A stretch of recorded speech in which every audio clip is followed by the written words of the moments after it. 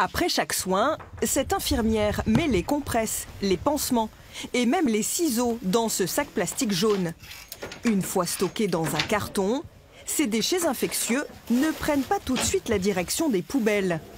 Ils sont placés dans cette machine située 2 étages plus bas. Une demi-heure plus tard, les déchets sont devenus des confettis totalement désinfectés. Cette clinique utilise le procédé depuis 3 ans. Une des plus-values, c'est qu'il y a une phase du transport qui est réduite puisque tout se fait sur place. Avant, c'était des camions qui venaient prendre toute la capacité des dasseries et les traiter à l'extérieur. Maintenant, le fait de traiter et de réduire les dasseries sur place en déchets d'ordures ménagères, ça réduit la quantité et du coup, il y a moins de transport à prévoir. Les machines sont fabriquées à quelques kilomètres de là, dans les locaux toulousains de Tessalis. 2 ans d'études et 6 brevets ont été nécessaires pour valider l'innovation.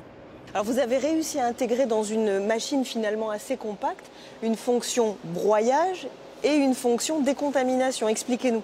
Oui, en effet, nous avons une première partie ici que vous voyez en haut dans laquelle on met les déchets. Ensuite, la partie au milieu, c'est un broyeur, donc c'est grosso modo comme un destructeur de papier, voilà, avec des couteaux qui vont déchiqueter tous les déchets en petits morceaux.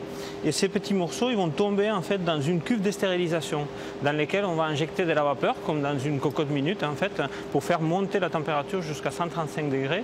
Et ensuite, au bout de 10 minutes, donc on va avoir tous les déchets et toute la machine qui va être décontaminée.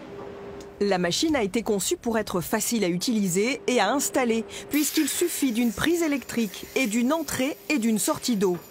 Tessalis vient de réaliser une levée de fonds de 6 millions d'euros qui lui permettront de poursuivre son développement à l'international. Ces machines ici, elles partent en Indonésie. Derrière, nous en avons qui partent en Amérique latine. Nous avons 95% de notre production qui est exportée dans 50 pays différents dans le monde. Ces clients venus d'Asie du Sud se montrent très intéressés. Notre pays aimerait adopter de nouvelles technologies pour traiter et gérer les déchets médicaux infectieux, parce que depuis longtemps, ces déchets infectieux sont juste collectés et jetés dans des déchetteries, donc c'est très dangereux et ça crée beaucoup de pollution dans le pays. Tessalis se tourne désormais vers le marché français. L'enjeu est énorme puisque chaque année, 200 000 tonnes de déchets infectieux sont produits dans notre pays.